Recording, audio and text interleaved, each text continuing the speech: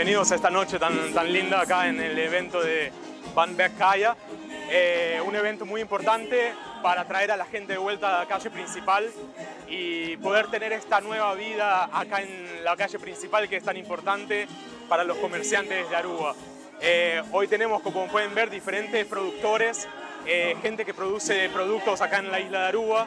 Tenemos gente que tiene café, gente que tiene bebidas alcohólicas que lo producen acá en Aruba, gente que hace manualidades, tenemos gente que hace joyas, todo este tipo de productos que están hechos acá mismo en Aruba y están tratando de vender lo más posible acá en Aruba para poder ayudar a la economía.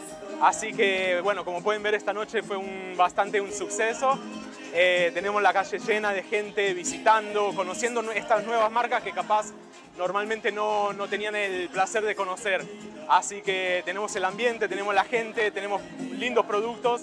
Así que bueno, gracias a todos por venir, a los productores y a todos los comerciantes. Así que muchas gracias a todos.